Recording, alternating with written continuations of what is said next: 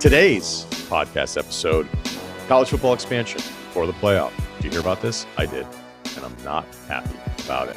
I'll ask Booger McFarland about that. Again, who he likes, who he trusts at the top of the college football world, looking at the rankings. And then we get into some NFL stuff, including his former team, the Colts, some story time stuff with Peyton Manning, and life advice. Enjoy. I have some thoughts on the new college football playoff proposal. I was not going to be able to let this one go. You've listened to the pod before.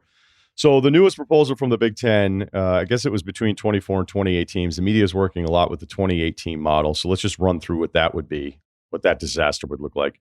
The Big Ten would get 7 auto bids. The SEC would get 7 auto bids. The Big 12 and ACC, both 5 auto bids each, 2 auto bids for non-Power 4 conferences, and then 2 at-large bids. The committee would still be involved for what reason, I have no idea. I guess they'd be spending all that time on seeding and then coming up with the 2 at-large bids. I'm not sure that's worth a weekly meeting. I don't think it's worth a weekly TV show. Reese Davis sitting there and being like, all right, the second at-large bid is number 24, Minnesota. Yeah, that just doesn't seem as compelling. So let's run over what we have here because there's a deadline of December 1st for a new agreement for the playoff. And if they can't figure out something, again, it feels like really 2 people are in charge here with the SEC and the Big Ten, but it would stay at 12 teams. So apparently Big Ten Commissioner Tony Petitti worked on this idea with other Big Ten ADs, last week. Then they told the SEC about the proposal. And then apparently all the other ADs and conference commissioners around college football found out about this proposal when we did. I don't know if that's entirely true. CBS had reported that clearly there were a lot of people that didn't know and that were frustrated. I guess we could also step back collectively and say, okay, whatever. The Big Ten threw out a proposal, it leaked. Now we're all bitching about it. What's the big deal? It probably won't even happen. But I think it's worth bitching about because this is something that I've been doing now for years because it's like, all right, well, you want to change this. And now you want to change this. If we have a new version of this playoff system, it'll be the 4th iteration of college football championships since 1997. I'm not telling you just the polls the next day and co-national champs and all that stuff was great. I'm not telling you the BCS was great. I was totally fine with 4. I'd rather leave a team out than feel like everybody's involved. 12 I don't like. 28 I despise. And maybe that's why they leaked it. Sometimes with leaks, I get a little skeptical. It's like, oh, we're really upset this was leaked. And sometimes it's like, hey, make sure this gets leaked so we can hear what everybody thinks about this. I hope they are hearing the collective outrage because this is college football that has a history of just terrible ideas. This is one of the dumbest fucking ideas that I've ever heard. So when we went to expansion to 12, my position when it was happening was before it even happened. I'm like, the way the conferences are structured now, you're going to be able to skate through an entire different conference experience based solely on the luck of the schedule and how much you want to schedule or not schedule out of conference. I don't think, and again, Indiana, this is not about you. It is about the principle, about a team getting through a regular season where you're like, I don't know that they really did anything, at least against any ranked opponents. And now they're going to play for a national championship. Can you imagine what we'd be talking about with teams, the arguments that we would have between teams in the others receiving votes category? Let's look back at last year, the AP poll before the final season rankings. This is before you're going into the playoffs and everything. 26, 27, 28 teams. A&M, Louisville, Duke. I'm good. I'm going to be okay if they're not in the playoff. One of the other things that I'd heard is based on the success of the home field playoff games, the momentum off of that, they'd like to expand that and have 20 of these games be on campus. You're like, oh, no shit. Home playoff games were going to be more exciting than going to Orlando. Let's talk about the 7th place teams if we went to 7 auto bids. Last year, the Big Ten, it'd be Michigan or Minnesota, both at 8 and 5. They'd be in the playoff. The SEC, look, I know the Big Ten's won the last 2 national championships. I think it's kind of funny that the SEC is held to this standard that when they don't win a national championship every single year, it's down. It's down for them. I don't know how long it'll be down. Do I think the Big Ten's actually top to bottom a better conference? Absolutely not. If you look through, I don't know how many years you have to go through this before you'd find the Big Ten being superior in this group. But if you go teams 5, 6, and 7 SEC against the Big Ten, I don't even think it's close between those groupings. You may disagree, and it's probably because you're a Big Ten fan. So if you look at the ACC, fifth place team last year, Louisville. Big 12, it's Baylor at 8-5. TCU was actually 9-4, but I think Baylor won the standings tiebreaker based on conference record. So a few more thoughts here. Why is the Big Ten getting 7? I could say who put them in charge, but nobody's in charge. That's the problem with this sport. And if I were running the Big Ten, I'd only be worrying about Big Ten teams, even though it sucks for the sport overall. So I understand when Sankey says something. I understand when the ACC commissioner says, I get the self-interest, the driving motivation of self-interest in survival or just going, how do we just dominate all of this stuff? But if you're the Big Ten, you're like, is there a way we get 7 of our programs in there every single year? Yeah, let's throw this one out there. And look, we'll let the SEC have 7 as well because they're pretty good. Maybe some ACC people are like, hey, 5's good for us. The other thing that's really difficult about this is because, I was going back and looking at like the 5th place Big Ten teams against the 5th place Big 12 teams. I think for a bunch of years, the 5th best team in the Big 12 was better than the 5th best team in the Big 10. That's generally irrelevant now after the Big 10 added 4 Pac-12 teams. So when you add in an Oregon and then you start moving all these teams down, and the fact that the Big 12 loses their 2 biggest brands in Texas and Oklahoma to the SEC, I don't know how relevant it is, even though I did the exercise this morning and going, the Big 12 has had a lot of seasons where it felt like they were really deep. Maybe not the national championship contender the Big 10 and the SEC have had, but, really deep seasons where would you want to agree to something where it's just automatically a less than? Or are you looking at it going, we are such a second-class citizen in both the ACC and the Big 12 now that 5's good for us? I don't know. But I do feel like college football ignores any long-term vision. It also feels like they ignore the cyclical nature of sports. So there'd be some years in the Big Ten and maybe even in the mighty SEC, you're like, who's the 7th team? Is there a quality 7th team that should even be in this? Would it be that one of the other smaller conferences, and again, I hate even saying smaller conference in Big 12 and ACC, where they'd actually have like a 6th team that was really, really good, and they're just automatically not in this? Or I guess you'd say, hey, they'd get the at-large and it doesn't matter. But it just gets back to the general point of like, why is a 7th team that's done nothing all season long still on a graphic on my television after the 12 regular season games? So all the years of yelling about this has led to, it's not an I told you so, but it's a lot like a collective bargaining agreement fight, where when you agree to something that you don't like, which is a part of every negotiation for the most part, unless you're just so special you get everything you want, but that's very rare. But for the players going up against the owners, right, whether it's hockey, football, baseball, basketball, when you're the players, you're generally losing. We've talked about this before. It's just a matter of how much you lose. But a lot of times there's something that's asked for that you're like, all right, well, maybe I can give this up now. But the real fear, the danger is that in 6-7 years, when you're at the table again, it's like, well, you gave in on this a little bit, and now we're just going to take back a little bit more from that. Like we've broken the seal on the idea of being able to give that up. And now, like, look, I'll just use a simple example. Long-term contracts in the NBA used to be 7 years. If you were that team's player and you were re-signing, you get a 7-year max. And it's like, man, those are really long. Can we start to shave off a year here or there? And they did it. And now those deals are shorter.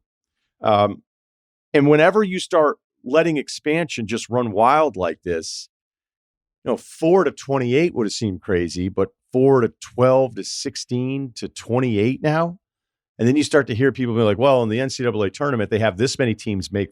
It's like, man, why do you want to do that? I'll also hear a lot of people say, well, you like the NFL playoff model. Actually, I don't. I've said that for years. I always think that it should mean something to be able to be invited to the tournament to win a championship in your sport.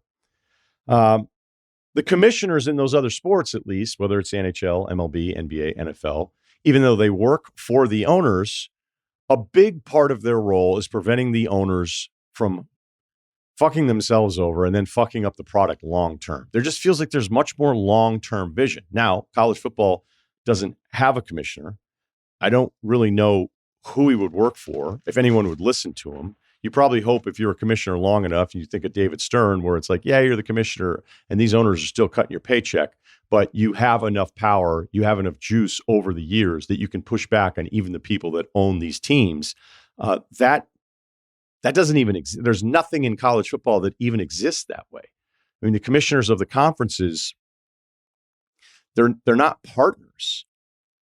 NBA owners, NFL owners, they have to figure out a way to become good partners for the good of the product.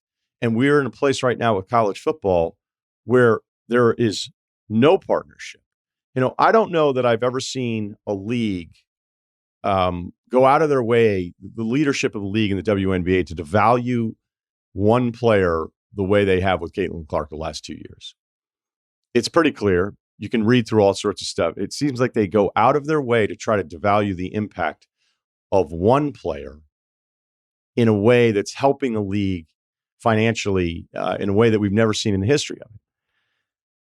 It's not apples to apples here, but college football is attempting to devalue its product, but I guess I can't hit you with the actual value loss in dollars, because you're just going to say like, oh, well, if they expand this, it just means more money. Thank you, Adam Smith. I understand that.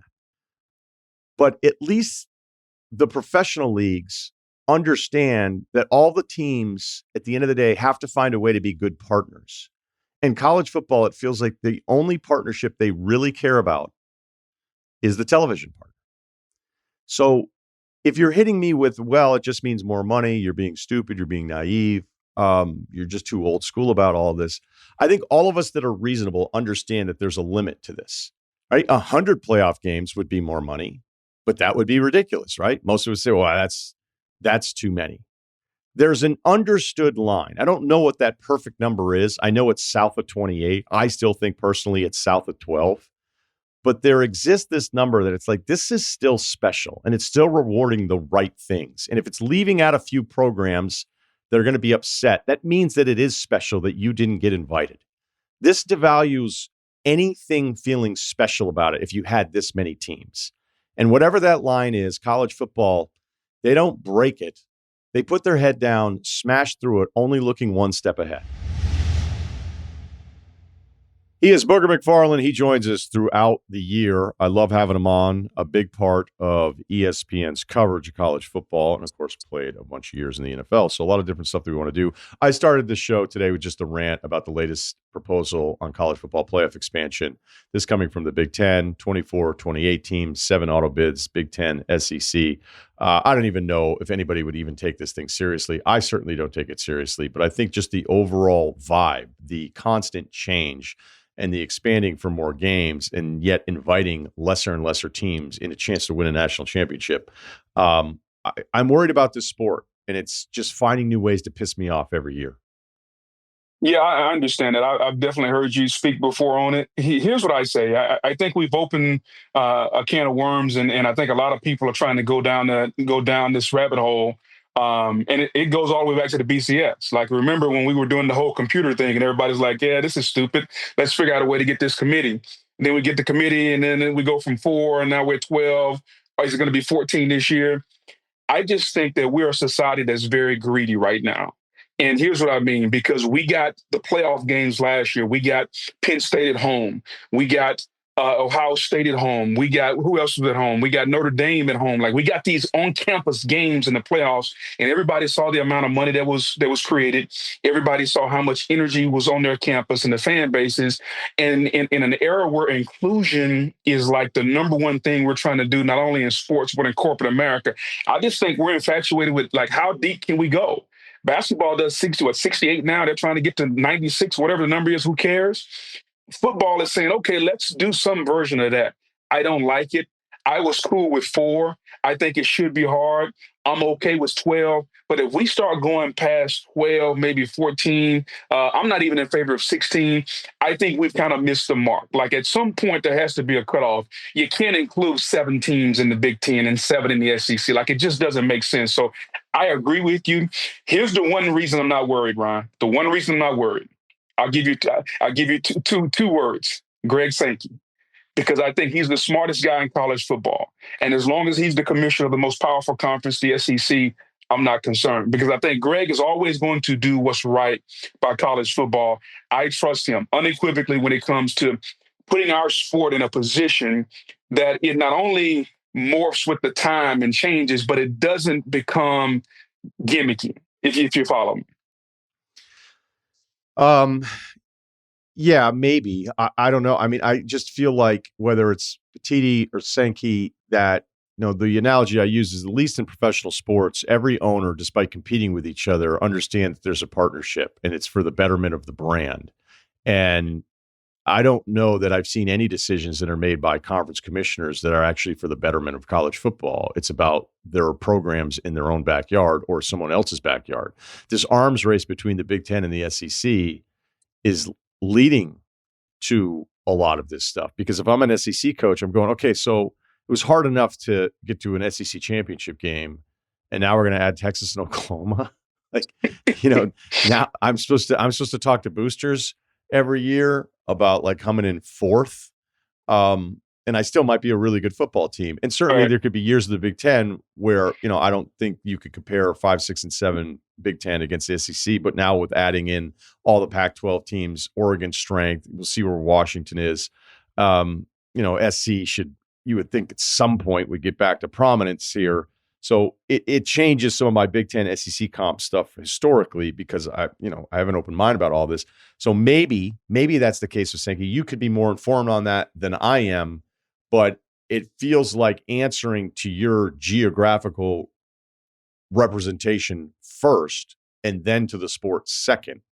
And it's concerning because it keeps happening, and each change gets us further and further away. I think, maybe I'm wrong. Maybe everybody's just still going to love it. Maybe everybody just cares about watching their team on a Saturday. Like, hey, I'm just a Wisconsin fan. Like, you guys figure it out. I'm going to be really happy to be in Madison on a Saturday afternoon because it's awesome, and I'll go to the game, and I hope we win. And that's all that really matters. But the national version of this product, I just can't believe that we keep heading in this direction. Well, I agree with you that the conference commissioners have a responsibility to their affiliation as far as their conferences.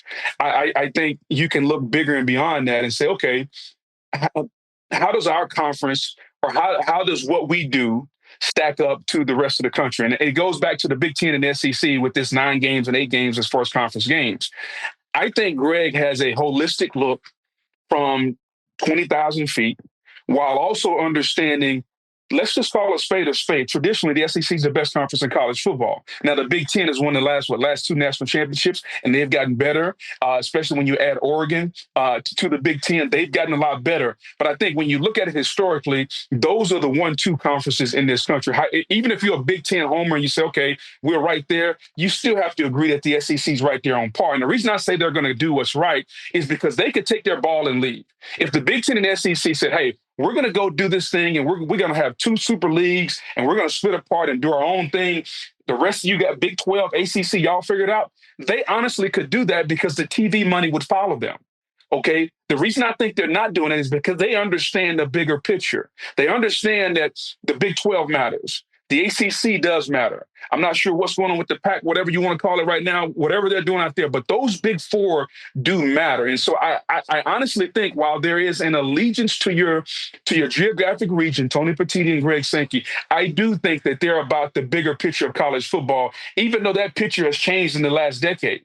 Like, it's changed dramatically in the last decade. And guess what? A lot of things in our life have changed. So we have to morph with kind of what's going on. We just can't take it too far. And I think they have the best interest of the game in mind. And then you got to factor in Notre Dame, which has always kind of been the eyeball sitting on the outside that everybody tries to include. Do you think, and again, this is a proposal, it already seems like nobody likes it. I think the Big Ten likes it because it guarantees the Big Ten 7 auto bids. I don't know if they didn't want it leaked. I don't know if they did maybe want it leaked to see what the reaction would be to this. Do you think if the Big Ten had not won the last 2 national championships, they would be proposing this kind of stuff? No, I think the Big Ten it's kind of like when you're negotiating with somebody. You always start, even if you want 20 million, you ask for 40. and hoping at some point you settle down. Does the Big Ten honestly think they're going to get 7 auto bids? Like, seriously, you can't name me 7 teams in the Big Ten right now this year that are good. Like, we could have this conversation and debate it. I don't know of 7 teams in that league that I would say that are deserving to, or that have the roster to play for a national championship.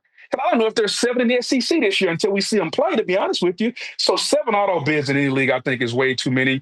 I do think, just like you and I would, if we go in the gym and we hit, I don't know, 4 or 5 for 3, we'd be feeling ourselves a little bit, right? Like, if you're the Big Ten, I'd be feeling something. If you won the last 2 national championships, hey, I mean, you're gonna pat your chest a little bit. So I get it, but let's kind of be realistic also. Yeah, I think that's the right answer. I mean, I don't blame them for being like, hey, there's a bit of a juice transfer here.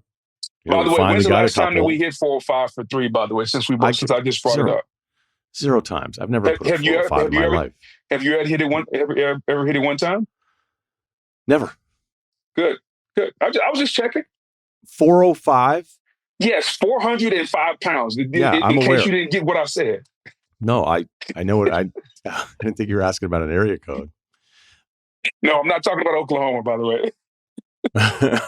That's right, 405. Good job. Yeah, exactly. That is good, because there was a joke about Bob Stoops when he had lost a bunch of bowl games in a row that his area code was 0 for 5. Because Bob just got it done as soon as he showed up, and then it was like, wait, what the hell's going on with that program here? They love Bob Stoops right now. So let's talk ball. Do you have a national championship game already? Have you worked on it? Have you made any public? On, man. All right. We're just finishing the second scrimmage portion of we haven't even game planned for a game this week unless you're Iowa State and Kansas State. Here's what I'll say. I think there's a handful of teams that legitimately can win a national championship. Like, if you want to say, I'll phrase it this way. What teams have the fewest question marks? The fewest question marks. I think Clemson comes to mind because they have a veteran quarterback. They got a lot of guys they got a lot of answers on offense. They got a lot of answers on defense. Penn State, a lot of answers on offense, a lot of answers on defense. You got a returning quarterback. Those are the 2 teams that have the fewest questions. Outside of that, Ryan, when you start to look at the other talented teams, Ohio State, new quarterback. LSU, can they play some resemblance of defense? Notre Dame, quarterback situation there. Alabama, new quarterback. Georgia, new quarterback, even though he played last year. Like, if you just go down the list of the teams that are the most talented, Texas, Arch Manning, we think we know, but you really don't know. Like, there's an abundance of teams that have question marks. The team with the fewest question marks, the 2 teams that have the fewest question marks, are Penn State and Clemson. Now, does that mean they're going to play for a national championship? No. But when you start to kind of 10,000 feet this thing and you start trying to put teams in tiers and categories, if you do it that way, it kind of lets you break down the country and see who's going to be good and who has an opportunity to be good, and then who's kind of going to surprise people as far as those teams that could come out of nowhere, like in Oklahoma with John Mateer. If he hits, Oklahoma could be really good. Like, there's some teams like that could come out of nowhere and be really good. I'll tell you a dark horse. I'm going to give you one dark horse. I know you didn't ask for it. Here's my dark horse of the college football season. South Carolina. South Carolina has an opportunity to, I think, if they go 10-2 again, 9-3, or should I say, if they back up last year's season with 10-2 this year, I think they get in the playoffs. They might get in the playoffs with 9-3. South Carolina with that quarterback, it would almost be like, making an all-pro team. Like, the first time they probably should have gotten into the playoff last year, but they didn't get the benefit of the doubt. This year, if they repeat that season this year, I think backdooring last year with another season, I think they'll get in. So South Carolina's my dark horse. That schedule's brutal. Not to say that Virginia Tech's coming off the strongest season, a lot of injuries, so they open with them. And then their SEC schedule over 6 weeks are these 5 games at LSU, Oklahoma, Alabama, at Ole Miss, at A&M. And then I brought up the Coastal Carolina thing because I know Cannell has that tweet ready to go for November 22nd, but then they play Clemson, luckily at home. If they were to go, see, this is where you got to ask, okay, well, does a 3-loss team that has 3 losses off of that schedule, do they get in? Well, it's again, who am I comparing them to? Yes. So we don't know that. See, that's why I say if you think about what they did last year, and they were right on the fringe last year. If they do that again this year, I think they get the benefit of the doubt because the people in the room are only going to be human. Like, they're humans in the room. They're going to think about what they did last year, the momentum. To your point, the schedule, how tough that schedule is. You go 9-3 with that schedule. I don't care which 9 you pull out. Like, they're going to get a lot of consideration. Yeah, and it does suck too because I think their loss against LSU was one of the worst officiated games I've ever watched in my entire life. Yeah, it was pretty bad. It was. Booger says with a big smile on his face. Yeah, it was pretty bad. I mean, I think I rarely go that far, but even the guys on the call, I think it was Fowler and Herbstreit where they were, or was it McDonough? I forget. I don't know. If it was McDonough and officials were bad. McElroy. I can't remember. Was it McDonough? Because it was a day game. Yeah, it was like a noon ABC game, I think. Yeah, so why would that be Herbstreit and Fowler? So McDonough's not afraid to let the officials have it over the course of a broadcast, probably more so than anybody. But that was just, I mean, it cost them a shot at the playoff. It cost them a shot at the win. Granted, it was earlier in the season, so they don't know that. They ended up closing really strong, winning a bunch of games the rest of the way. But I would love for the committee, and I don't think they can do it. I think human nature is just, it's really hard for a group of people to look at one team that's 10-2 and another team that's 9-3 and think the 9-3 team is better than them. They don't look at schedules. They don't look at the imbalance within its own conference of the scheduling. I think it's a really hard thing for people to sit in a room and go, okay, but this team is actually better. Like, look at what they had to go through. So I don't know if South Carolina, maybe off of the momentum, because this is also a human nature thing, the momentum of last year, and then being talked about and everybody knowing that Lenoris has a chance to be, I don't know if it'd be the top quarterback taken all overall. I still think there's some work to do, but he's just so much fun. Everybody seems to love the guy, and he really came out on the scene last year. So staying with that, though, let's stay with the quarterback stuff at the top, because I don't even know, what your answers would be on this. Because of the unknowns, the Texas, Ohio State making their announcement that the younger recruit's going to be playing, saying Georgia, Notre Dame, Oregon, Bama. So that's 6 of the 8. We've done this before. Is there one you love? Like, I'll just say, I'd be a little shocked if just Arch Manning all of a sudden was average. That would be surprising to me. So I don't know where you are with him, or if there's another young guy from that group, an unproven guy from that group that you actually feel really good about. So I think if you're a young quarterback, do you have a play caller that can put you in position, that's going to make some plays? And do you have receivers that can catch the football? I think to your point about Arch Manning, Sark may be Sark is a play caller who has been able to morph regardless of who the quarterback has been. Think about when he was calling plays at Alabama. Think about what he's done now. If you're Arch, you've waited on this, okay? And a lot of people would say to Sark, well, if Arch is so good, how come he didn't play last year? Because last year's team was probably more talented than this year's, and Sark would probably say, well, he wasn't ready. So with that being said, you got Wingo, who was a 5-star recruit at Texas, and now you got Arch, now you got the playmaker, the play caller. I think that combination is going to be really good. I like saying at Ohio State, and here's why I say that, Ryan, is because everything coming out of Ohio State says this ball comes out quick. It's accurate and it's quick. And the one thing that I can tell you, even though Will Howard was big, he was a gamer, he came up from Kansas State, Will Howard, I don't think, is the pinpoint passer that Julian Sayin is. And if that's the case, to go along with Jeremiah Smith, Cornell Tate, like those guys, they're going to be really, really tough to deal with down the field. Last year, they ran the football a lot with Travion Henderson and Quinshon Judkins. It was physical. It was quarterback power sometimes. It was RPO. I think this year, Ohio State's going to say, you know what? We got the best player in America at number 4. Okay, as Van Pelt would say, just throw it to 4. All right, put him out there. You got Tate. And saying, hey, be accurate. Let's use what we have. That's the job of a coach, man, is to take what you have and morph your game plan into that. I think their offense could be more explosive. And so I think those 2 scenarios are going to be 2 that could really, really, to your point, I have a hard time seeing them fail. But I think they could really hit a ceiling that we haven't thought before because of the explosiveness of the offense, because I think those 2 quarterbacks are going to be really, really good from a throwing and a passing standpoint. Sellers, I think Sellers is a year away. I think Sellers this time next year could be viewed the way we look at maybe Arch this year or Klubnik or some of those guys who could be potential. I know Jeremiah and McShay are infatuated with his physical traits and what he could be. I just think he's a year away from a development standpoint. And I think in the end, he will wind up being that. I just think he's not there yet. You know, what I like about saying for Ohio State here, and I go back to 2 years ago when it was McCord and Devin Brown, number 33 there. That's an odd number, by the way, 33. Well, it was, wasn't it because of Sammy Baugh? I think he had said that's why I wanted it. So I immediately loved it. But they played that so hard all off season. Okay. Like, I do think that there's a point of spending too much energy on something that's attempting to be devious. We're just like, what's the fucking problem with just saying like, hey, this guy's going to play? Like, I mean, give me a break. But look, coaches just obsessed with this idea that, oh, they're going to be wasting so many reps. Like, I think I get it in an NFL week, you know, if they're two completely different quarterbacks.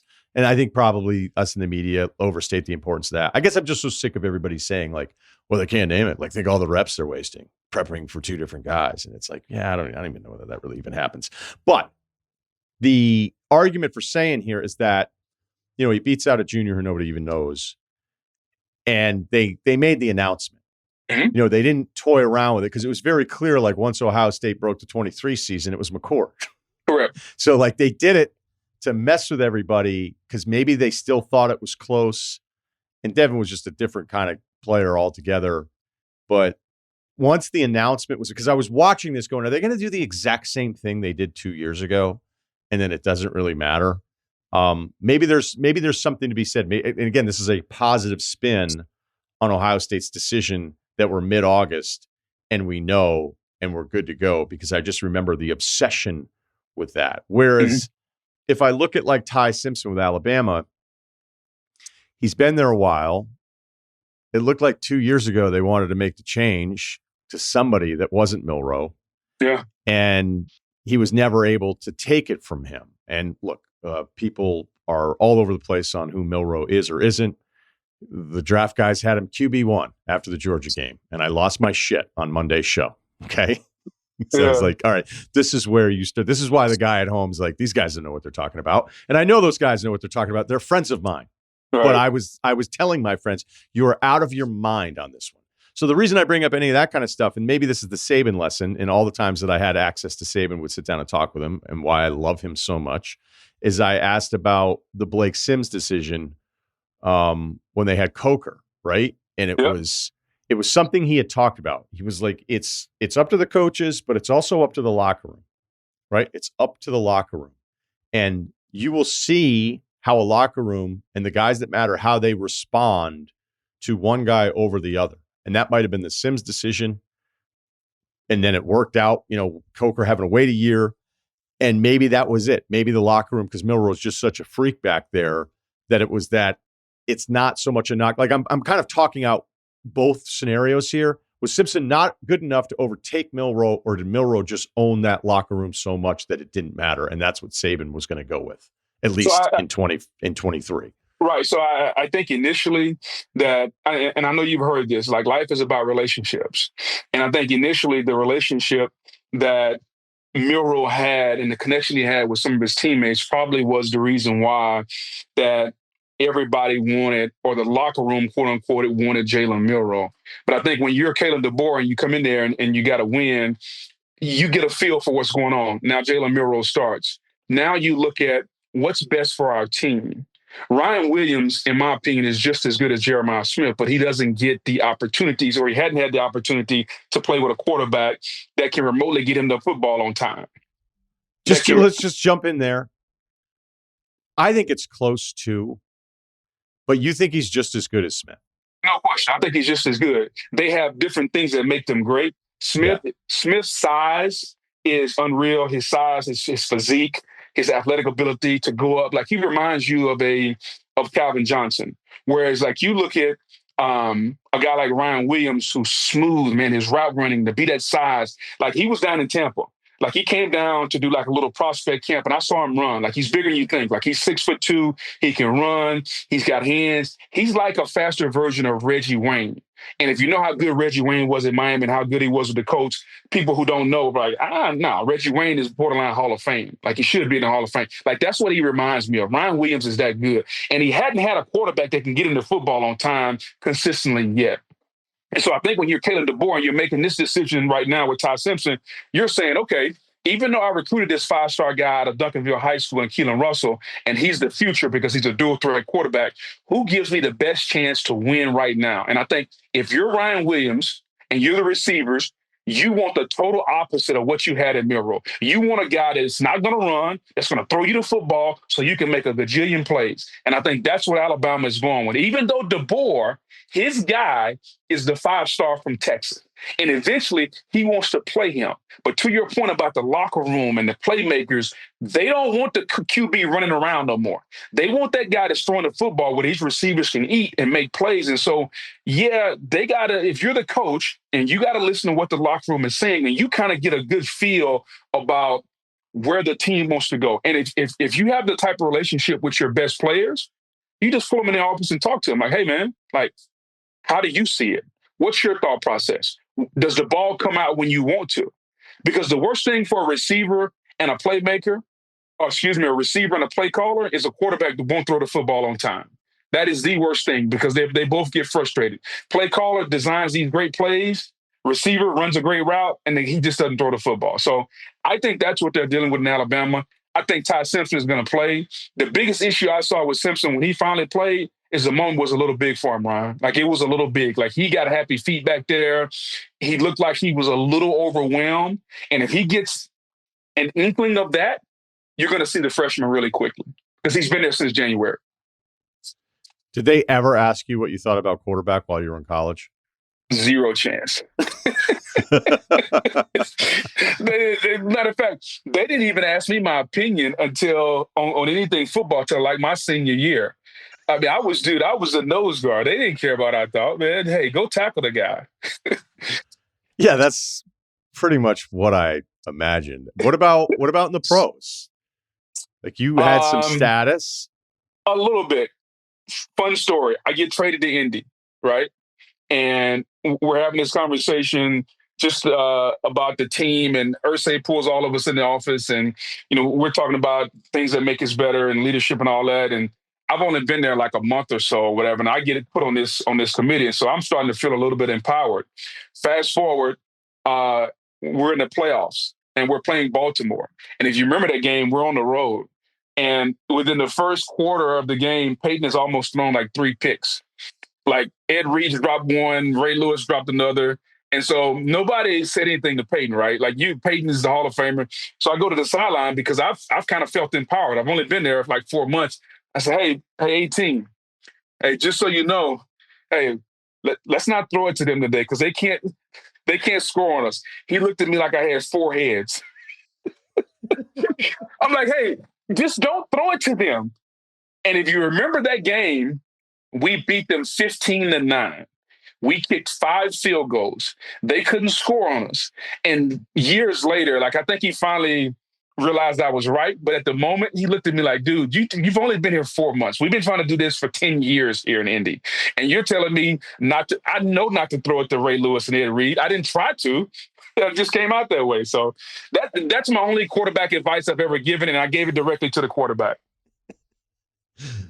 I think he was right to look at you that way. So throw it to him. Like, come on, man. Like, it's like they can't score. Why are we trying to force the football? Did anyone say anything to you? Did anybody on the defensive side catch you saying that? The couple people looked at me like, hey, like, what are you doing? I'm like, dude, first of all, I didn't care. They traded for me because they needed some help. So I'm already feeling empowered. But my personality really wasn't the guy to come in and just kind of do that. But once Mr. Irsay brought me in the office and kind of put me on the committee, I feel like I could say something then. And even at that point, I didn't until the playoff game because this was the divisional round. We beat Kansas City the first round. Now we're in Baltimore, and it's McNair and Jamal Lewis and Jonathan Ogden and Ed Reed. Like, it's the Ravens. And literally, he almost threw 3 picks in like the first quarter. And I'm like, Nobody's going to say nothing to him? Okay, I will. Hey, let's not throw it to them today, okay? What do you think about the Colts today? I think the Andrew Luck decision surprised everybody. I think Chris Ballard has tried his best to figure the quarterback position out. When you draft a quarterback like Anthony Richardson, he hasn't played a lot of football. He needs to play. Shane Steichen is a coach that I think he was hired primarily on the basis of what he did with Jalen Hurts, quarterback who needed to develop as a passer, who had great athletic ability. Now, you fast forward, we're in this position now where Shane Steichen has to win because the Colts roster, Ryan, is pretty good. Like, it's not a bad roster. It's not top 5 roster, but it's somewhere probably between 8 and 12 as far as the amount of talent they have on that team. They got a lot of talent. Maybe you say they're 12. Some people might say they're 8, but they're in the upper echelon as far as talent in the league. Okay? So now you have a coach who's got to win.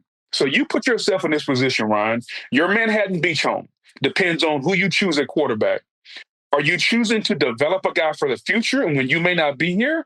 Or are you choosing the guy that you think may give you the best chance to keep that Manhattan Beach? I think that's what Shane Steichen did today when he chose Daniel Jones. He said, which guy gives me the best chance to keep this view today? All right, I got to send the kid to private school. Mom likes driving the G-Wagon. Like, which guy gives me the best chance to do that? I don't think you trust Anthony Richardson to do that. And whether you agree with him or not, you got to trust the guy because he's putting his livelihood on the line. Because if whoever he chose, and it happens to be Daniel Jones, if they fail, he's fired. And so I respected the decision to choose you because he chose himself and he didn't choose the future, a future that he may not be a part of. So whether you like it or not, it's like, I mean, tomato. It's 6 in one hand, half dozen in another. I don't think either one are great, but he chose the one he thinks gives him the best chance to keep his job.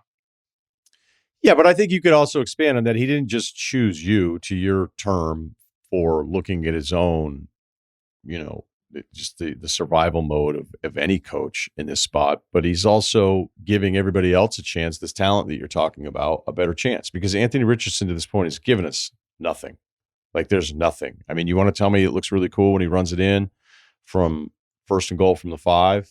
Like, yeah, that's just awesome. But what I see is a team that never trusts him to throw down there. And it's like cool fantasy stuff that everybody told me about last summer. But there's, I don't even know that it's that complicated of a decision. I'm not a Daniel Jones guy either. I think he looks the part.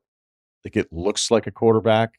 There's throws in there where it looks really good. Like, if he had to play a quarterback in a TV show, you'd be like, man, this TV show is so realistic.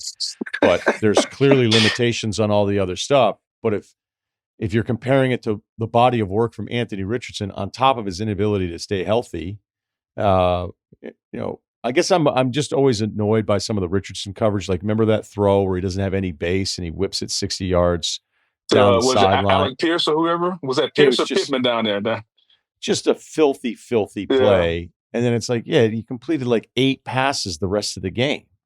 And, we all understand the physical part of it, but I don't know what you would necessarily be giving up by deciding to go with Jones. So it may be way less complicated than even about the survival instinct of a coach. Here's a question for you, and this is obviously a hypothetical, but this is just based on how you see football and what you see going forward. I give you a 3-year window, and you're the coach, and you can have one of these 3 quarterbacks for the next 3 years: Daniel Jones, Anthony Richardson, Shedeur Sanders. Which one would you take? I would take Shedeur, and I have no idea. I mean, I'm not losing my mind over the preseason thing, but the preseason thing turns into something special, much bigger because of him, and then also because of how he fell on draft weekend, not even draft day. So Richardson's 4th on that list for me out of the 3 that you gave me. I've seen enough with Jones, but you're right. Like, if I'm a coach and I'm going, am I going to be here in 3 years? Daniel Jones, this isn't like late career Joe Flacco. All right. Yeah. Where all right, I know what I'm doing. I know what my limitation. I know he's probably going to throw it to the other guys a bunch of times too, but maybe there's a way I can wiggle some kind of, I don't know, 9-8 season. Can I get a 10-7 season out of this if the rest of the talent is good enough? So of those three, Jones isn't good enough for me to go, well, let's see what we have in Shedeur here, because people have been wrong in this position forever. And so maybe there's, because we know he's competitive as hell. We know that, I think he's up for it. I think he's up for the job, maybe more than other guys are, just because of his upbringing. And it doesn't seem like he shies away from any attention. But I'm saying it the second time. I don't look at that preseason game where he had a really nice preseason game and go, okay, this answers all the questions. Because we actually did this with Daniel Jones, by the way, where Giants fans wanted apologies after the draft reaction. Yeah, I would tend to agree with you. I think human nature says I'm going to bet on what I don't know because I haven't seen it, and that's Shedeur. Like, I've seen Daniel Jones, I've seen Anthony Richardson, I've seen Kenny Pickett. I don't need to see that anymore. If you go to New York, I've seen Russell, I've seen Jameis, which is why people are starting to mention the Jackson Dart thing. I think human nature says if you're the optimist and you have time, then you're going to bet on what you don't know to see what you have, rather than continue going down this. Because the definition of insanity is to do the same thing over and over. Like, why would I do Russell? Why would I do Kenny Pickett? Why would I do Daniel Jones? Why would I do these guys who by now I think I know what they are and expect something different, if you follow me? Yeah, I'm be shocked if Jackson Dart doesn't have multiple starts this season. You could pretend that, hey, Russell Wilson, it's steadier. His floor is higher than Jackson Dart's floor. I think last year, some of the blame on him for the Steelers falling off was totally misguided just because the defense fell off a cliff. But it's pretty clear. Like, I always look at the coordinators. I love watching the play callers after plays that don't work out. And maybe some of these guys are rehearsed enough. Like, Romo was the most rehearsed quarterback ever during a game when he threw a pick. It was like somebody was in his ear, be like, all right, camera 2. And then he would look at the receiver and he would make, and so you would always think it was always everybody else's fault after a Romo interception. He was the best I've ever seen at it. Camera 2, he just stared at the guy. He was like the safety who was supposed to be there for over-the-top help, who lets the corner get beat on one-on-one on a go route. And then he looks back at the corner like, what are you talking about? Like, no, I'm down here, man. So, but I think there was a lot of times with, not to like absolve Russell Wilson of any of the blame, but there were times where you would then see like what was going on the sidelines, and it was like, all right, this is really the only thing I'm now defaulting to on any quarterback evaluation. What plays do they feel comfortable with you running in the red zone? In 3rd and long. It's the first it's the Mitch Trubisky thing when Nagy was there. It's like 3rd and 7. It's like, he's supposed to throw it to the flat and hope the running back makes the guy miss. Yeah. Like, Jesus, they're scared to death of this guy. He's their guy, and they're scared to death of even having this guy throw it anywhere down the field. So you could see that stuff with Wilson in the red zone and some of that frustration, but I don't know that, I'm saying defiantly, all of the blame for the Steelers falling off is not all on Russell Wilson whatsoever. But, if he were a steadier option, he wouldn't be on his 3rd team in 3 years here. I guess you could say 4th team in 4 years if you wanted to. Well, I could push back on that and say this. He was never Sean Payton's type of quarterback. Sure. I think that's number one. I think kind of person either. Well, even better. Like, that support my argument even more. No, and I think his limitations in Pittsburgh, like, he never throws across the middle of the field. Like, he wants to throw outside and deep. And I get it. If you go back to when he was in Seattle, like, he's 5'10". If you really want to be honest, he's never really thrown across the middle in his life. Because he can see, but he's not the tallest guy. So, like, his limitations are what they are, and they have been that way for a long time. I just think as he's gotten older, they become more visible. We see them more. There's an exclamation point on them more. And I think when he gets to Denver, Sean Payton goes, "Oh, so you just like we can't work the middle of the field. Like, we can't work the seam and the tight end. Like, okay. And you have an entourage. You want to go east to west productions?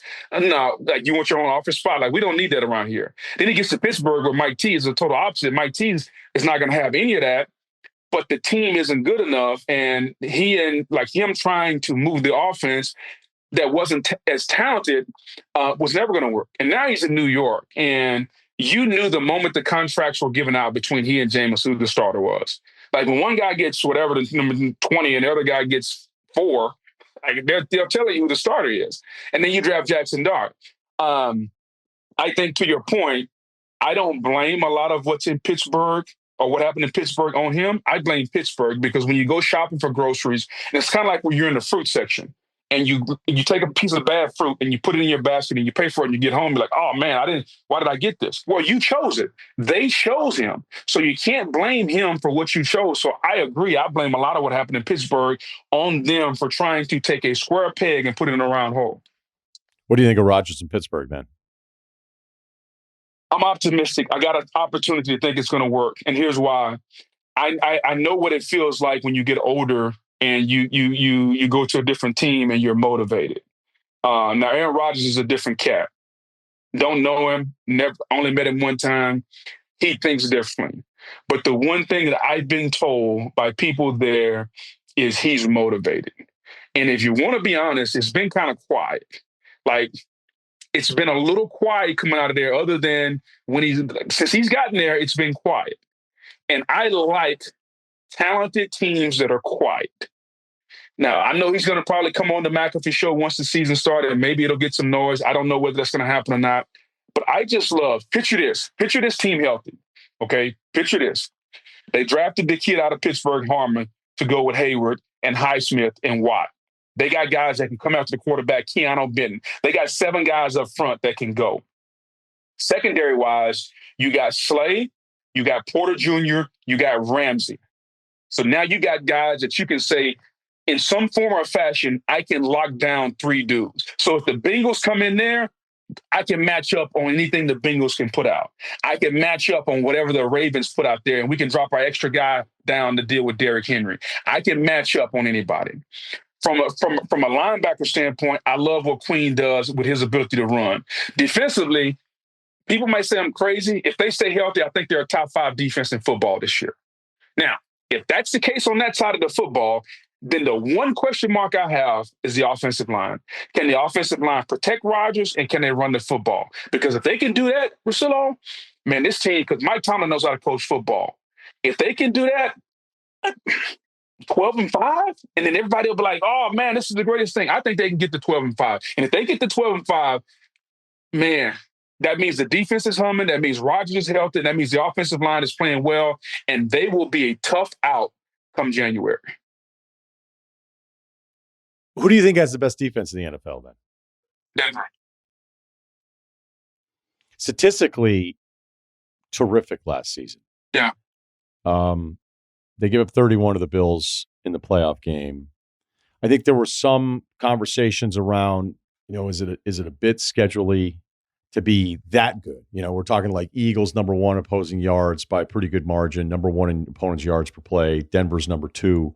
I'm certainly in the opposing yards per play category, so that would make you think that it's probably also opposing yards. Denver's defense last year felt like, hey, is anybody paying attention? Like, is anybody paying attention to how good these guys are? And then when you have kind of the one marquee event and it's the playoff game, and then, you just no match, your offense isn't going to be able to keep up with Allen or anything like that. But for you to say right now you think they're the best defense, I'm not telling you they're, I guess I don't really have a position other than it surprises me that was your first choice and not Philadelphia. Well, here's the reason I say about Philadelphia, because they lost a little bit when it comes to their rush. Milton Williams is gone. Sweat's gone. So, that rush is not going to be the same. I know Jordan Davis has lost some weight. He looks phenomenal. Can Jalen Carter take the next step? Nolan Smith, those guys, those young guys got to continue to go. I love what they did. You're counting on, from a secondary standpoint, you're counting on those guys to continue to progress because Slay's no longer there.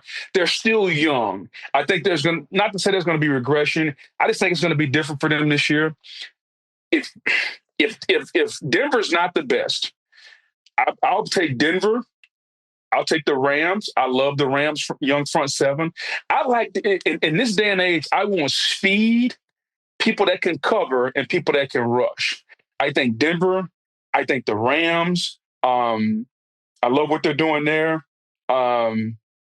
Detroit depends on what happens with Hutch. I like Branch and Anzalone and those guys in Detroit. They're just so physical and so tough, man. I think Buffalo takes a step back this year defensively.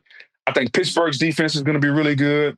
Um, Baltimore, Baltimore has the ability to come at you in waves, man. Because Ojabo, remember, we forgot about him. He looks the part. Ojabo, Matabike, Roquan, Marlon back inside at the slot. They can cover on the back end. Kyle Hamilton, like that defense in Baltimore, is going to be top five.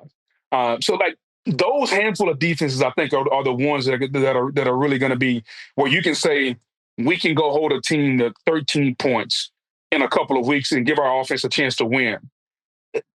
Other than that, a good week for defenses is going to be 24 points. But there's some teams that I think that can lock down. And by you're never going to be what we were or what the 2000 whatever Ravens were. You're never going to hold a team to 9 points a game. That's not going to happen. But there are some teams that I think on a couple of week in and week outs, they can put up 13 to 14 points and hold a team, and they have the ability to do that. And I think those are a couple that I named. Last question. Let's just wrap it back up with college football. Is there a group among the projected title contenders that you don't like? That you're like, I don't see it. I mean, is it the Oregon turnover? Because I brought this up before. If you look at some of that continuity stuff, they are challenged. It's a massive task for Lanning to be like, okay, compete for the Big Ten again and be back in the playoff with so much turnover on that roster. And another team that, they got a first place vote in the AP poll, which I actually kind of was shocked by. Yeah, it's always interesting when you have turnover at the most important position, and that's quarterback. Oregon, if Oregon's going to win this year, they're going to have to be more physical. They get the young kid from Texas, DeCorian Moore. He was the number one wide receiver in the country. What's he going to be? I want to see it. You got a new quarterback out there. I want to see it. Oregon could be a team that I'm not going to say I don't believe in them because I love Dan Lanning. I think he's one of the best coaches, but I got to see it. I think if you come over in the ACC, people are starting to kind of tap Miami a little bit with Carson Beck. I don't know if I see it. I don't see it yet. To me, there's something about Carson Beck that even with the injury, if he was that type of a leader, I still think he would be at Georgia because you just get the elbow fixed and you run it back. But they almost wanted him gone. And so I just don't know if Miami, a year after losing Cam Ward, who kind of galvanized that entire team, is going to rally around Carson Beck. I'm interested to see what Georgia does. That's all I'm going to say. I'm very interested to see. Offensively, Kirby has always been on the fence. Defensively, he's been tremendous. What's he going to be offensively this year? Because you can't go in and say we're going to hold teams in college football to 17 points. You got to score. And for whatever reason, that offense hasn't been as explosive as it should be or as explosive as the Georgia fans wanted it to be. And so is this a year where Georgia is not 11-1, 10-2? I need to see it. So I think those are some teams I'm not going to say I'm not a believer in. And then I think here's the one, Ryan, and it's going to sound very kind of contradictory because if you go back to the beginning, you said two teams that have who do I believe in, and I gave you two teams that have the fewest questions, and that is Clemson and Penn State. Penn State's biggest question is not on the field. It's on the sideline. You can't tell me that there's not a correlation between the amount of big games that James Franklin has lost and his ability to get his team over the hump.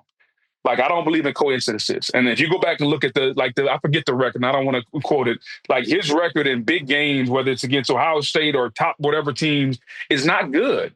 And okay, fool me once, shame on you. Fool me twice, shame on me. At some point, he's got to get this talented team over the hump. And it's not going to be week one. It's not going to be week whatever. He's got about 3 or 4 games this season where he's going to be able to prove whether or not he's ready to push the right buttons and get this team over the top? I think that's the biggest question mark in college football is James Franklin, because he's got one of the two most talented teams. I think Clemson and Penn State are the two most talented teams that have returning quarterbacks in the country, top to bottom. And so can the coach get the talent over the hump? Yeah, there's all sorts of bad numbers for Franklin. 1-9 against Ohio State, against top 10 teams. He's 3-16. And, it's to a point. I think it sets up really well for them this year. I feel better about him going into this year, even with everything that happened last year. Like, I just think, all right, these guys are coming back. I've already talked to Danny about this. I think he was right on it. That it's like, all right, maybe you have the uncertainty at Ohio State coming off a national championship. Illinois is good. What's going to happen with Indiana? Can they even repeat what they did last year, even though everybody really likes Mendoza, the transfer at Cal? It can't be defended. It can't be defended how many times, like the Penn State story is the same thing, even though I do think last year was an improvement from all the other years where my argument against Penn State was like, all right, cool. So when you play any of the other teams that are actually as talented as you lose to them all the time. And then you get your 10 wins against the other teams that are just, mid to bad Big Ten teams. I'm with you a little bit on the assumption that Gunnar Stockton is just going to come in and get this thing rolling. He might be that. I mean, it looks like he's the kind of guy that everybody responds to. Maybe that was different than Carson Beck. I mean, look, I read an interview the other day where Carson Beck was describing his tattoos, and I was like, shit. I was like, this might be the answer. Like this might be the way to solve the mystery on where this guy's at right now. But Stockton, and I could be totally wrong. Like, there's so many of these guys. Like, I can't talk about Carr from Notre Dame. I don't know enough about him. I mean, I know of more. I saw one of his high school things years ago when it was like, where is he going again? And I'm aware of who some of the dudes are, but like, I don't have enough experience watching Gunnar Stockton play to have a definitive thing other than in the limited time that I've even seen him play. Like everybody else that watched that game, it's like, he might be actually limited a bit on offense there as well. And that's why, even all the uncertainty, I'd rather have the Arch Manning Sark combo of uncertainty that you started this entire discussion with. I think you're right on with that one. I got a question for you because I'm always interested in your take because you're a big NBA guy. I never hear NBA people, analysts, pundits saying, "Hey, Luka, Giannis, KD, Steph shouldn't play in the preseason." But the NFL constantly wants their stars to not play in the preseason. Where do you come down on stars in their specific sports, whether it's pitchers in spring training, whether it's whoever? Because the NFL seems to be the only sport. And I would argue, relative to your sport, in spring training, you can have Tommy John injuries. In the NBA, guys can do ACLs and Achilles.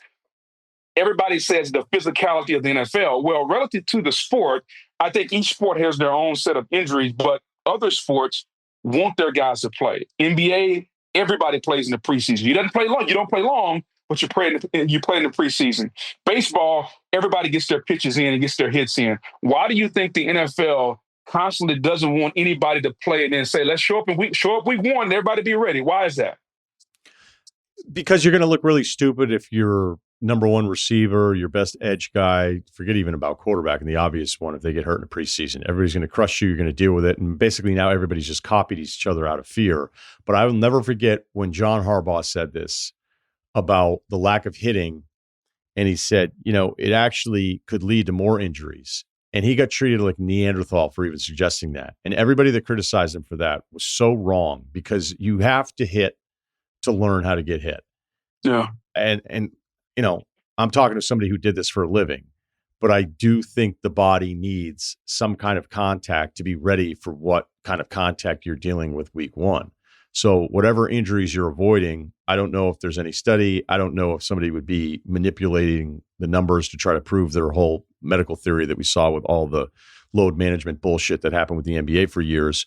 But is there any, like, I think you have to be a little bit more tuned up as opposed to live action week one without anything. And maybe you're hitting enough in practice and certainly different teams run it differently, but I don't know if I don't know if the upside value is there by not even giving guys series as opposed to just, it's never really been live. And now you're in it. And I think like, look, it's such a coordinated sport where everybody has to be doing their job to get those live reps, even if it's not a real football game.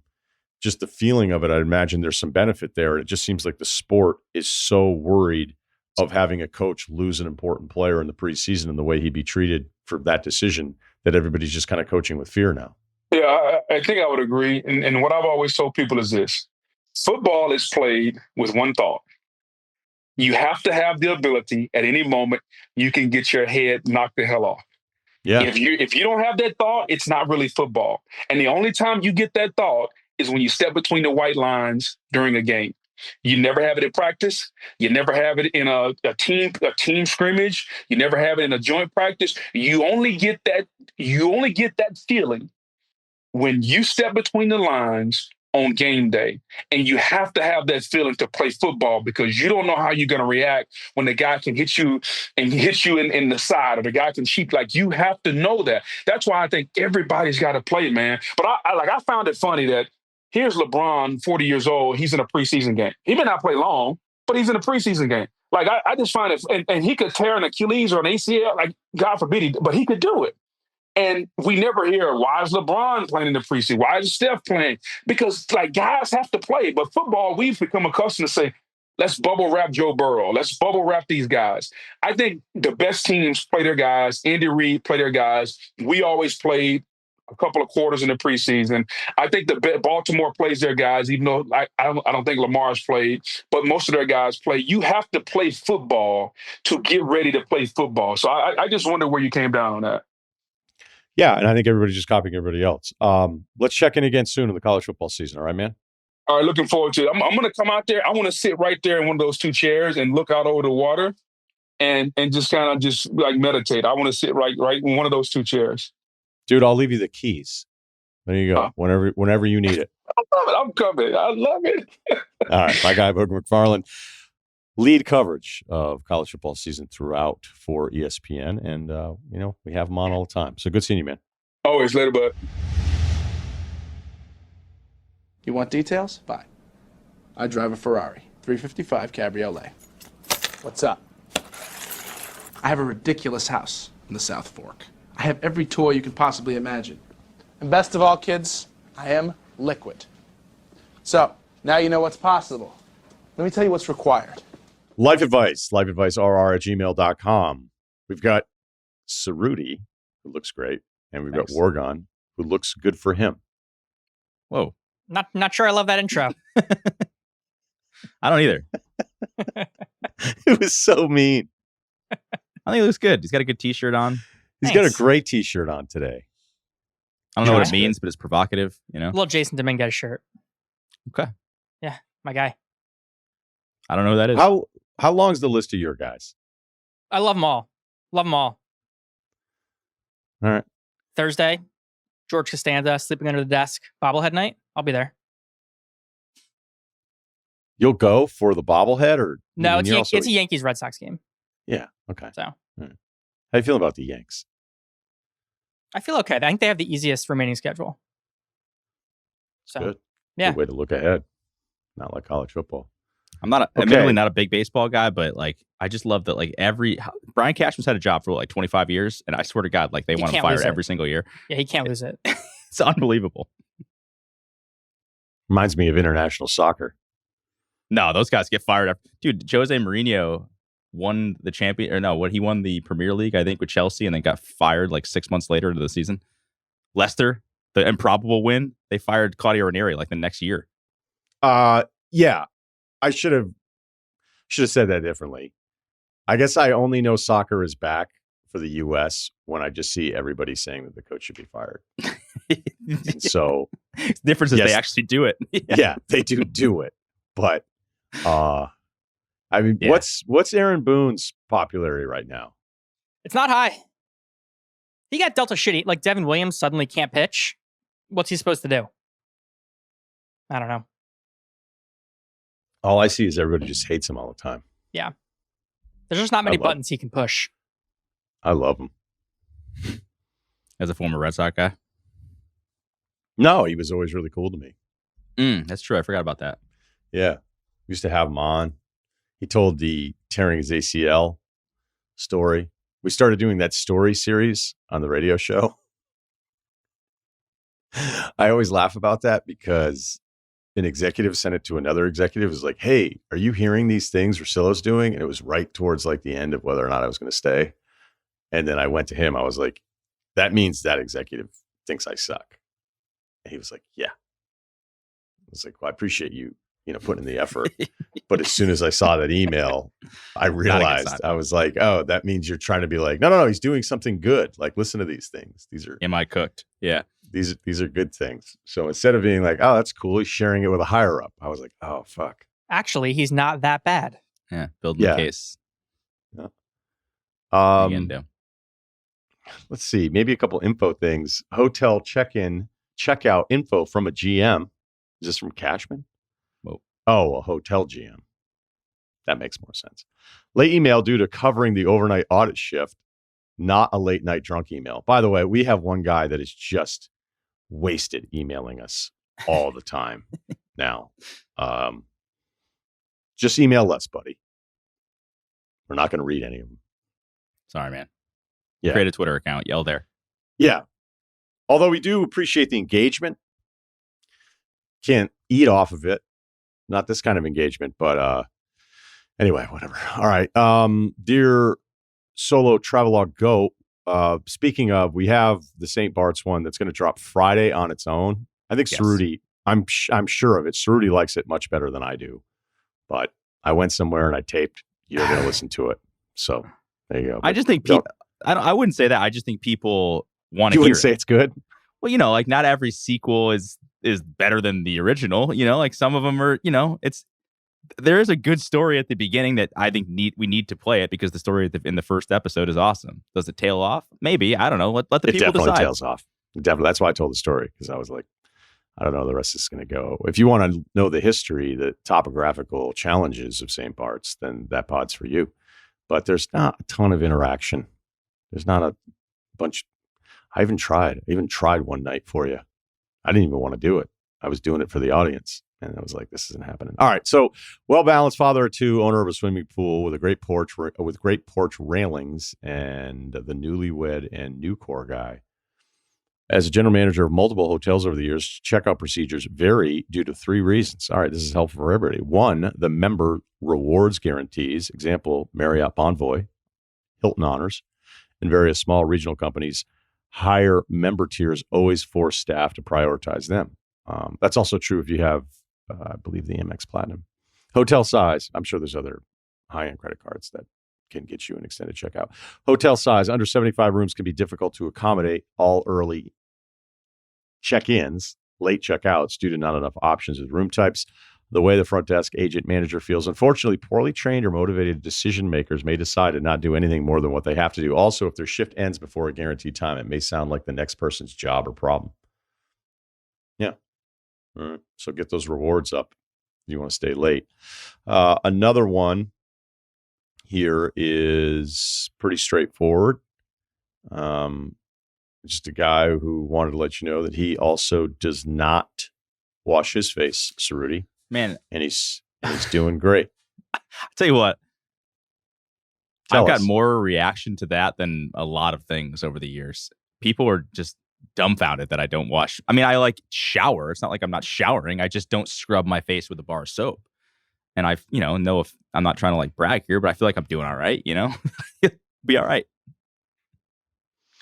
This one is not on your side. 6'2", 210. Shocker. Obi Toppin is his comp without any athleticism. Longtime listener without too many life issues. Well, congrats to you for fucking killing it. So I haven't had much to contribute, but I had to say something after hearing Ceruti's atrocious skincare routine or lack thereof. All he needs is a good face-specific wash you can use in the shower and a face moisturizer for post-shower with SPF if he's going to be in the sun. Probably not. That combined with drinking a good amount of water every day, and it'll be golden. P.S. Hope to hear more about the soccer. We did some soccer already before we even read this one. I think I'm with Ceruti on this one. I think there's certain people that can just get away with it. It's not like you're gross and disgusting looking at. We're just when you left the hallways, we'd go, how come that guy can't fucking get a washcloth or something? I don't know that people are using washcloths much anymore in general. That seems to have gone the way of the cowboy, but I do. Well, now we're going to get the big washcloth is going to be after us after that one. But I think I understand what you're saying. Like you don't need all the product and you're good to go. Have people looked at his face? He's got a good face. Thanks, man. Handsome boy modeling school over here. I do throw like the occasional moisturizer on there. I don't have like a facial moisturizer. It's usually, my wife always laughs at me because I'll just use like, the body moisturizer on my face. If my face feels a little dry, I don't have a routine. And, I'm one of those guys, #blessed. I haven't really had acne problems in my life. So I just never done it. And, I'm 30, almost 37 years old. And maybe one day my face will start looking like trash, but it doesn't right now. Okay. People will love that. So that's great. Yeah. Hey, his face. Do you scrub your face? I guess it's different because this isn't like a ball thing, but it's probably easier because you probably just wash your whole head and face, right? And in one motion. Kind of was. Well, you took a shot at Wargon, so I feel like I could at least take a shot at you. It wasn't even a shot, really. Yeah. What I said about Wargon, I don't like doing that, but it was just in my head and it was too perfect. And I thought the audience, like there'd be a couple people that would chuckle just because of the delivery of the whole thing. And it was sort of unexpected. So I did that more for the laugh, although I'll call Wargon privately after this just to make sure we're good. I've got a little product, but I'm also around the sun a lot, all the time. Both guys exfoliate a little bit, probably drier skin, do drink a lot of water. Mm-hmm. I know that about but I don't, you. Yeah. Love to start the day with a big water. Are we going to read any emails today? Let's see. Okay. When can I stop the charade? This is from a couple weeks ago. Goes without saying, love the pod, Ryan. Thanks for all the great content, deep dives, interviews, guests, life advice segment. I often find myself participating in my own head, reacting with what advice I would give or what I do in the email or situation. Not quite 5'11", 200 pounds, currently benching 205, trying to get back to my peak at 245, coming off a bit of a hiatus and building back up at age 45 is not like returning from a break at 35 and not even worth comparing to 25. So maybe I'll settle at getting back to 225. No NBA comp to speak of is the only time I pick up a basketball nowadays is to play pig with my daughters. In my prime, I'd like to say I was a little Lindsey Hunter type. Tough man. Lindsey Hunter would pick you up full court. He was one of the best I've ever seen doing it. Decent facilitator, driving kick. Okay, all right, we got it. I have 3 daughters, 10, 8, and 5. They attend a private Christian school. We attend church regularly. I like aspects of the private school, small class sizes, good community, strong relationship. The teachers, staff are great people. Sending them to the school was a decision I was supportive of. I don't really have any regrets about it other than the lack of diversity, indoctrination of some world perspectives and dogmatic teachings, all of which I know comes to the territory. I've also agreed to go to church regularly, despite my wife's understanding that I don't believe in any of the fundamental teachings of Christianity: faith, personal God, divine intervention, virgin birth, resurrection, heaven and hell, judgment day, etc. Again, I like the community aspects for my kids, and I do like the teachings Christianity has in common with most other religions: love, compassion, patience, peace, understanding, acceptance, forgiveness, etc. But I can't get down with the notion that humans are, quote, by nature sinful, and because of this, God sent his only son. Well, it is actually him somehow to earth at a specific time, although it seems rather arbitrary, as a sacrifice so that all other believe in this action, and only those that do believe in this action can enjoy an eternal bliss, while those that don't, even those that have never heard of the fairy tale, are condemned. Uh-oh, we're going to get some people on this one. We're not going to read any follow-ups on this, just for the record. Are condemned to an eternity of horrible punishment in hell. So my question is this: when can I stop participating in this charade? I know I should keep up the act, going to church, supporting the teachings, encourage participation for my kids at their current ages. It wouldn't be great to throw this level of confusion at them, although if you disagree, please tell me. But ultimately, can I get my Sunday mornings back? I can continue to grit my teeth, stay quiet while I listen to the same bullshit every week, and bite my tongue when I hear ridiculous stories, flawed rationale, and biases that are at times quite offensive. But I would like to hear from you, fellas. When do you think I can start to rescind from the church going and have an open conversation with my kids? My current plan is to wait until they start to get naturally exposed to other philosophies, religions, and diverse perspectives, maybe late high school. They'll be going to a public high school, or probably most likely college, and some real world experience as young adults. But I'm interested to hear if you gentlemen have a different perspective. I should mention my wife knows my perspective and knows how I view religion in general, in particular the Christian religion. She's done trying to convince me. We don't really talk about it anymore because the conversations aren't all that productive. I haven't brought up my desire to stop going to church because I don't think I'm at a point to really follow through with that, again, because of the ages of my children and their level of involvement with the church.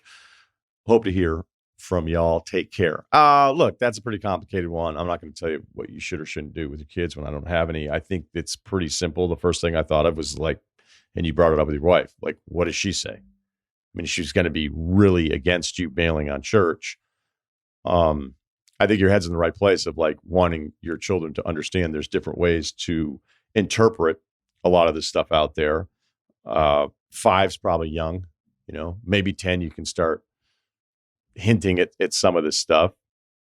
And I can totally understand where you're coming from on, I don't want them to be feeling as if there's only one path or one understanding of a lot of this stuff that is pretty complicated. But ultimately, you getting back to your Sundays, is it worth it? Like, it sounds like your wife is super into this. And I have plenty of friends that put their kids in Catholic schools despite not being super religious because they didn't want their kids in public schools. And it's usually friends of mine that live, just outside of some of the bigger cities, so there was a lot of stuff in the public schools they just didn't want their kids to be exposed to. So yeah, non-religious guys that are sending their kids to Catholic schools. And I think they just kind of roll with it all. I don't know that they're going to church every single Sunday, but this feels like, although I don't say this often on the pod, this feels like because it's your daughters, because of the involvement in community, that your wife prefers you to go to this and continue with the charade. And if it's just that Sunday, despite your philosophical leanings, it's probably worth avoiding a much dicier situation at home to suck it up for a couple hours every Sunday.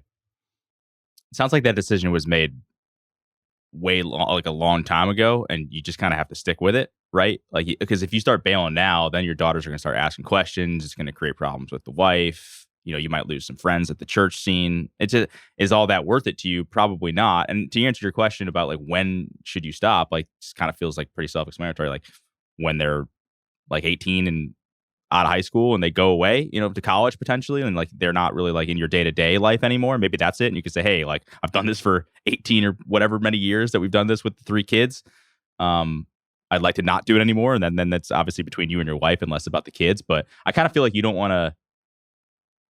of want to do it for the kids, right? You want to keep going just to keep things like sort of normal for them. And then, once they're in their teens, at least all of them, I feel like maybe that decision could be had. Yeah, and it sounds like the kids are going to a public high school. So it's not even until they're 18, it's till they're 14, 13. I think this is something that you say, this is family time. We spend Sunday mornings together. You don't have to have like a spiritual experience every time you go. You're going to be with your family and to support them. I did find it interesting that Ryan was a yes on this, but a hard no for the Call Her Daddy live show.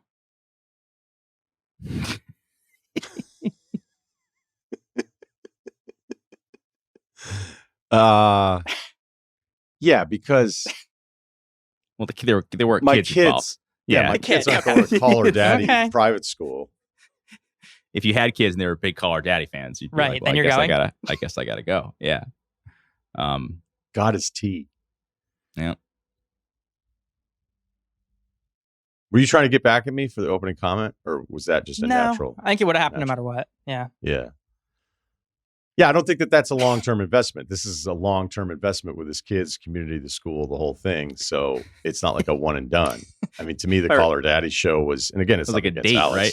It was like Valentine's Day, I think, right? Yeah, right. It's like, it was like their you know what you third could date, do? I think. Yeah. I could also not go to that night. You could do something else. Yeah, I do think sometimes in the relationship, it's like, hey, to prove how much you care, I really want to have you go to this thing that sucks, that you're not going to want to go. It sucks for that person, not for the audience. Like, great job, everybody. But yeah, like this test. I don't think this is a test. This is about your kid's education. Actually, Wargon did bring a good point, though. I don't know what. So I grew up Roman Catholic. I went to church every Sunday or sometimes Saturday nights. 5:00 mass. Shout out to the 5:00 mass crew. Did you have to go Sunday? Did you have to do a doubleheader? If you No. Saturday? You just pick one. You pick one. And we would do Saturdays a lot, actually, which was nice because I do like my mornings. But I used to always you kind of get into your teens, especially your late teens. And then once I was in college, like I started thinking of like how many people here don't care or are just here because they think they're supposed to be here. And I think it's a lot. I think it's a habit. It's habitual for a lot of people. And it's like some people, my dad used to always say this, like he just goes there to just like have an hour to kind of just not think about shit. He just kind of like clears his mind a little bit. I don't know that he's super religious. He just clears his mind for an hour. So maybe look at it that way. That'll help you out. And I think that's fine too. I don't think you're like a bad Catholic if you're doing that. Like that's kind of the point sometimes. Yeah, this guy's mind isn't being clearly though. He's sitting there. He's battling the stories. I don't know. How awkward is it going to be if you're like, hey, my wife and 3 kids are going. I'm going to sit this one out, guys. Like I'm going to pass. Like that's just, I don't know. I feel like I'm not religious at all now, and I feel like that's a little awkward. Like, yeah, it sounds like his wife still wants him to go. So, do you do any creative writing? Maybe you can start outlining a show in your head or a book. Sunday morning, you start figuring out, cooking up some parlays in your head, We get an HOA one. Religion writing an HOA. 5'10", 210, 29. Player comp, Kyle Anderson. Kyle Anderson gets a lot because dudes aren't fast. Play at own pace. A little awkward, but effective in the paint. Decent three-point shot. High IQ. Court vision. Passing is the strength. Recently moved into the first house with my wife. Classic single-family neighborhood in a good old suburbia. When moving in, friends and family would always groan. We told them we'd have an HOA. It's a new construction neighborhood, so an HOA made sense. We're now looking to install a backyard fence since we're getting a puppy at the end of September. The HOA states that homes can only have a white fence, I guess for continuity, but we want a black fence. Black matches the home better. It's just nicer than those white board or picket fence. # just my thoughts. Out of about 120 homes, there are 2 that currently have a black fence similar to the one we are interested in. They say you can submit a deviation request to the HOA. So maybe that's what these people did. My question is, did you just go forward with the black fence? Other homes already have one. So why would I risk the HOA explicitly telling us no when right now it's only on paper? Better ask for permission than forgiveness. They can't tell us to take it down once it's up, right? Well, they could. I was going to say that. No, they definitely can. Yeah. Do I knock on strangers' doors and ask how they pulled off getting the black fence? That feels like a narc move, like an undercover HOA agent asking questions about your non-compliant fence. Side note, fences are expensive. Stuff is expensive. But if I'm spending that kind of money, shouldn't we be able to get the black fence that we want? Yeah, I don't know. I don't know what the other black fencers did. I don't think it's weird at all to just like ask them. They're your neighbors, right? So just be like, hey, I'm just moved in. My name is Steve. I like your fence. How'd you figure it out? How'd you get that approved? Like, it's not that maybe bring a 6-pack over. Like, I don't feel like this is that weird. Hey, you want to watch the UFC fight this Saturday? Have some beers and talk about your black fence. You definitely don't just like build this thing though. Like HOAs are like relatively serious. I mean, Ryan, you're the HOA guy here. Like, we'll clear out for you, but like they can kind of like ruin things for you, right? They can just annoy the hell out of you. Oh yeah, they're annoying. Yeah, they profit on annoyance. So it's kind of, I don't know who started the whole thing, but yeah, I would probably just build it. They're gonna make you take it down, though. Well, they're gonna tell you to take it down. I don't know. Because you just moved into this neighborhood, and you're gonna immediately just begin with hostility. I think when you move into an HOA, don't worry about their feelings because they're not worried about yours. That's definitely true. So, like, you're worried what? It's going to be dicey between you and the HOA? It's going to be dicey. There's no way to avoid it. If you're a man of free will, at some point you're going to go, fuck this.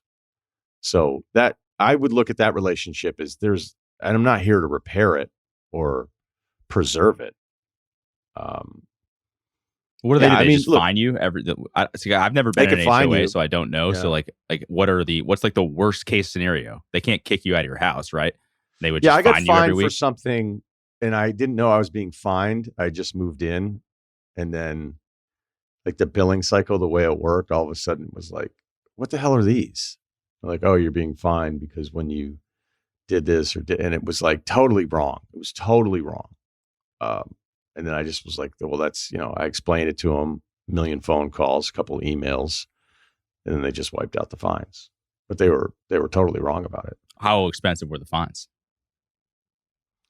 I don't know, maybe like $125 a month or something like that. See, that's, if you're paying that to have a black fence, is that really worth it? Probably not.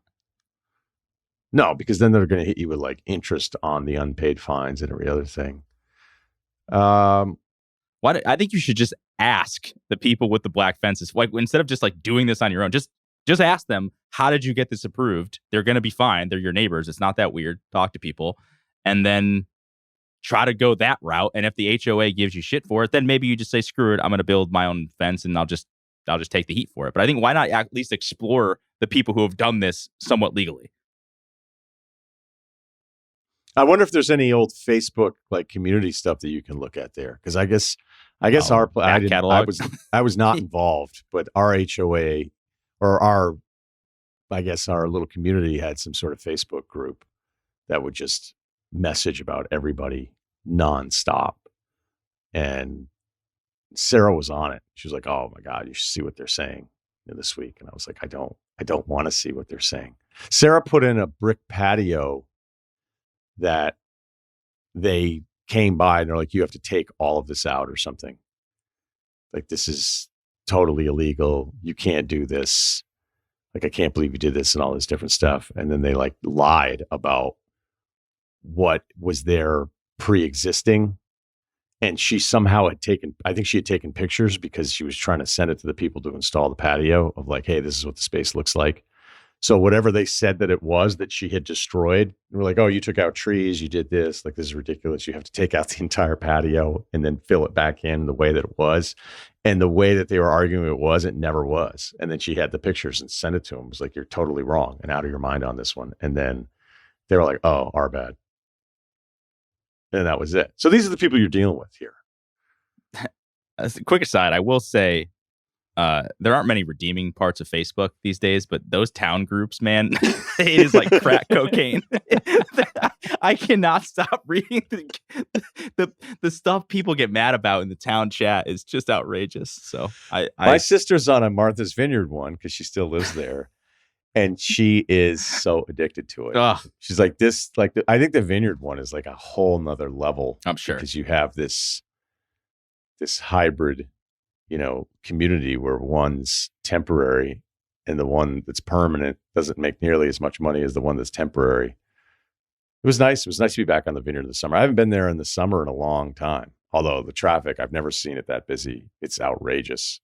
Then I made it up to the West Tisbury Farmers Market after that big controversy. Just wanted to see how everything was after a noteworthy appearance.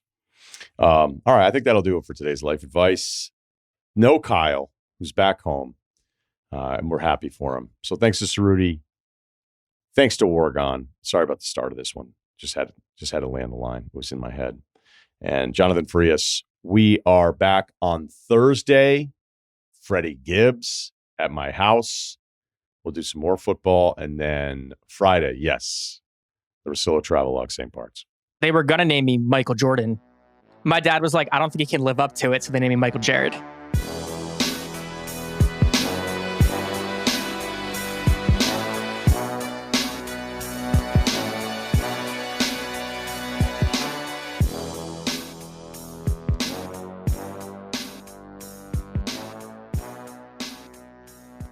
Must be 21 and older and present in select states. For Kansas, in affiliation with Kansas Star Casino, or 18 plus and present in D.C., Kentucky, or Wyoming. Gambling problem? Call 1-800-GAMBLER or visit rg-help.com.